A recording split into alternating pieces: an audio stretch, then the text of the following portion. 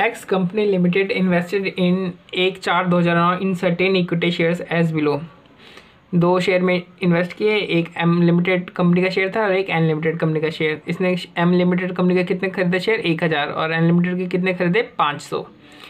और 1000 शेयर खरीदने की कॉस्ट कितनी है इसकी? 2 लाख रुपए की कॉस्ट बन गई। मतलब कि पर शेयर जो इसको कॉस्ट पड़ी वो कितनी हुई? कॉस्ट पर शेयर इसको पड़ी है 2 लाख डिवाइडेड बाई 1000, मतलब कि 200 रुपये की कॉस्ट पड़ेगी एक शेयर की, और इसमें पड़ गई है 1.5 lakh divide by 500 equal to, देखता हूँ मैं कितना हुआ, ये 300 रुपये की पड़ गई इसको पर शेयर, है ना। In September 2009 10% dividend was paid out by m limited, and in October 2009 30% dividend paid out by n limited. तो 2009 सितंबर में जो एम लिमिटेड है उसने 10% का डिविडेंड दिया, यानी 100 रुपये का 10% यानी 10 रुपये का डिविडेंड दिया, और एन लिमिटेड ने 30% का दिया, यानी 10 के ऊपर 30% यानी 3 रुपये का दिया। On 31/3/2010 market quotation showed a value of 220 and 290 per share of m limited and n limited respectively. तो कह रहा है कि ईयर एंड पे जो इन दोनों की जो मार्केट प्राइस है वो बता रखी है। इसकी है ये 200 रुपये की कॉस्ट थी, इसकी 230 रुपये की मार्केट प्राइस होगी, और इसकी 300 रुपये की कॉस्ट, इसकी 290 रुपये की मार्केट प्राइस हो गई। ठीक है, ये बता रखा है।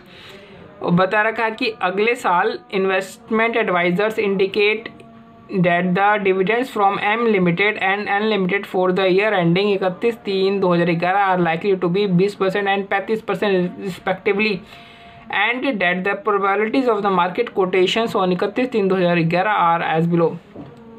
तो जिस तरीके से यहाँ पे हमें 2009-10 में डिविडेंड मिला था और 2009-10 के एंड में जो मार्केट वैल्यू बता रखी थी, उसी तरीके से यहाँ पे 2010-11 में के एंड में बता रखा है कि इतनी प्रोबेबिलिटी है कि 20% डिविडेंड देगा एम और एन लिमिटेड देगा 35% डिविडेंड। अभी कितना था? अभी एम लिमिटेड ने दिया था अपने को 10% डिविडेंड और एन लिमिटेड ने 30%। अब कितना देगा एम?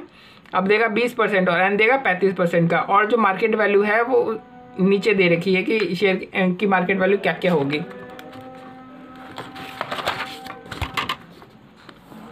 ये देखो यहाँ पे ये दे रखा है हमारा एम लिमिटेड का शेयर वैल्यू ईयर एंड पे, और ये एन लिमिटेड का।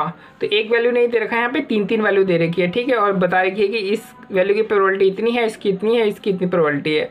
अब हमें क्या कैलकुलेट करना है? हमें average return from the portfolio of the year and, यानी पोर्टफोलियो का हमें रिटर्न कैलकुलेट करना है। कौन सा रिटर्न कैलकुलेट करना है? एक्सपेक्टेड रिटर्न कैलकुलेट करना है पोर्टफोलियो का। तो पोर्टफोलियो का एक्सपेक्टेड रिटर्न कैसे कैलकुलेट करते हैं? देखो, एक तो होता है रिक्वायर्ड रिटर्न जो कि CAPM मेथड से हम कैलकुलेट कर सकते हैं। फिर होता है एक्सपेक्टेड रिटर्न। एक्सपेक्टेड रिटर्न इसी तरीके से कैलकुलेट करते हैं ना, ये हुआ मार्केट प्राइस ईयर के एंड का प्लस इंटरेस्ट या डिविडेंड फिर माइनस कॉस्ट कर देंगे। इसे क्या कहते हैं? इससे हमारा एक्सपेक्टेड डिविडेंड, एक्सपेक्टेड जो पोर्टफोलियो ये सिक्योरिटी का एम सिक्योरिटी का एक्सपेक्टेड रेट रिटर्न रेट, और एन जो सिक्योरिटी है उसका एक्सपेक्टेड रेट ऑफ रिटर्न निकल गया। बट हमें तो पोर्टफोलियो का चाहिए, तो हम इसको क्या करेंगे?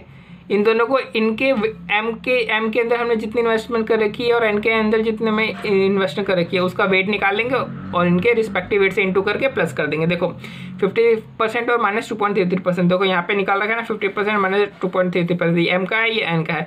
इसको रिस्पेक्टिव वेट देखो, ये रहा रिस्पेक्टिव वेट निकालना है। टोटल इन्वेस्टमेंट कितनी करी? 3.5 लाख की करी है, उसमें से 2 लाख एम की है, तो मतलब वेट कितना है? 0.57। इस तरीके से इसका वेट निकाल लिया, इन दोनों को इनके वेट से इंटू करके फिर टोटल कर दिया, तो आगे 7.55% किसका आया? 7.55% पोर्टफोलियो का रेट ऑफ रिटर्न आ गया। ठीक है, पिछले साल का है। ठीक है, 2010-11 जो 2009-10 जो बीत चुका उसका, ये 10-11 का नहीं है। अब हमसे पूछ रहा है calculate the expected average return from the portfolio for the year 2010-11। अब हमसे क्या पूछ रहा है? एक्सपेक्टेड रिटर्न दोबारा निकालने के लिए बोल रहा है, लेकिन अब आने वाले साल का यानी 10-11 का निकालने के लिए बोल रखा है। तो ठीक है, सारी डिविडेंड डाल देंगे हम लोग और इंटरेस्ट जो भी होगा वो डाल देंगे। बट यहाँ पे क्या डालोगे? क्योंकि यहाँ पे तो एक प्राइस थोड़ी है, तो 3 प्राइस दे रखी है कि नहीं? यहाँ पे तो दिक्कत हो जाएगी। तो क्या डालोगे यहाँ पे? तो इसलिए चूंकि एक प्राइस है, जहाँ ये क्या सिंगल प्राइस वाला फॉर्मूला है, तो अब एक्सपेक्टेड डिविडेंड का हम देखते हैं कि जब मल्टीपल प्राइसेस होते हैं तो उसमें हम कौन सा फॉर्मूला लगाते हैं।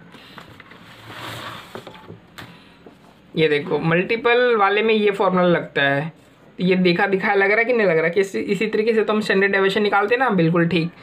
अब देखो जो एवरेज रिटर्न होती है ना वही मल्टीपल प्राइस के केस में एक्सपेक्टेड रिटर्न होती है। हम देखो जो एवरेज रिटर्न का जो टोटल निकलता है उसी को तो हम एक्सपेक्टेड रिटर्न बोलते कि नहीं बोलते हैं। तो यही तो रहा हमारा एक्सपेक्टेड रिटर्न, ये एम लिमिटेड के केस में, और ये एन लिमिटेड के केस में कितना, इतना आया। अब देखो ये देखो वही फिगर यहाँ पे भी लिखी है ना, देखो एक्सपेक्टेड रिटर्न 24.79 जो उसमें आ रही थी। अब दोनों की रिटर्न आ गई, अब उनको इनके वेट से इंटू कर दो, तो इनका वेट अब कितना हुआ होगा, इनका वेट देखो अब चेंज हो गया होगा। इनका वेट क्यों चेंज हो गया होगा, क्योंकि जो पोर्टफोलियो की जो वैल्यू है इन्वेस्टमेंट की वो चेंज हो गई होगी। बताता हूँ कैसे चेंज हो। ये देखो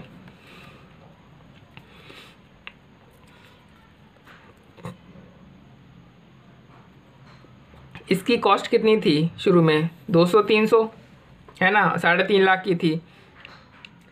बट अब जो 2010-11 जो शुरू हुआ, 2010-11 के ओपनिंग में इसकी इन्वेस्टमेंट की वैल्यू कितनी हो गई होगी, देखो ये क्लोजिंग वैल्यू तो होगी ना, इसकी वैल्यू कितनी, 210। यानी आप इसको ऐसे करो तो 220 इंटू 1000 कितनी हो गई होगी जो भी, फिर 290 इंटू 500, तो ये आ जाएगी इसकी नई इन्वेस्टमेंट, ओपनिंग इन्वेस्टमेंट आएगी। फिर इसलिए हम ओपनिंग इन्वेस्टमेंट से नई वेट कैलकुलेट करेंगे, है ना। तो देखो इन्होंने नई वेट ऑलरेडी कैलकुलेट कर दी है, देखो 220 इंटू 1000, 290 इंटू 500, ठीक है। तो नई वेट से इंटू किया, दोनों को फिर प्लस किया, आ गया आंसर 18.02। अब हमसे कह रहा है कि हमें क्या निकालना है, स्टैंडर्ड डेविएशन निकालना है दोनों सिक्योरिटीज़ का। तो देखो स्टैंडर्ड डेविएशन तो हमने दोनों सिक्योरिटीज़ का निकाल ही दिया है ना, या एवरेज रिटर्न में से फिर स्टैंडर्ड डेविएशन निकालना क्या है, कुछ ही नहीं है। ये क्या है, बट ये देखो ये क्या है, ये हमारा है नेट रिटर्न। क्या है हमारा नेट रिटर्न, ये क्या है हमारा एक्सपेक्टेड रिटर्न, ठीक है, या ओवरऑल रिटर्न जो भी आप कह लो।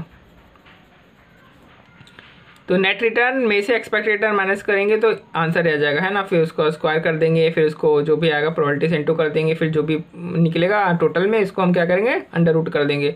तो आ गया एम लिमिटेड का स्टैंडर्ड डेविएशन 9.54। इसी तरीके से अनलिमिटेड का कर देंगे तो आ जाएगा 4.83। बट देखो क्वेश्चन में है ना, क्वेश्चन का अलग निकल रहा है, देखो 21 निकल रहा है, 14 निकल रहा है। अब ये अलग क्यों निकल रहा है कुछ भी आइडिया नहीं है मेरे को, ये गलत है आंसर, क्योंकि मैंने अपने हिसाब से जो भी निकाला है, अगर मेरी टेबल ये गलत होती तो इसमें जो हमारा जो एक्सपेक्टेड रिटर्न है वो भी गलत आ रहा होता है। बट देखो एक्सपेक्टेड रिटर्न तो मेरा ठीक है ना, 24.09 और 8.792, देखो 24.09 8.792 है ना। तो मतलब मेरी टेबल ठीक है, इनके में ही प्रॉब्लम है कुछ। तो अब हमने इस क्वेश्चन से क्या समझा, हमने इस क्वेश्चन से समझा कि ये वाली फिगर क्या होती है, कौन सी होती है वाली फिगर, ये फिगर होती है इनिशियल इन्वेस्टमेंट, यानी investment at the beginning of the year, ठीक है। आप इसको एग्जैक्टली कॉस्ट नहीं कह सकते, हम नॉर्मली कॉस्ट बोल देते हैं, बट ये होती क्या है, ये होती है investment at the opening of the year, यानी ओपनिंग इन्वेस्टमेंट हमारी।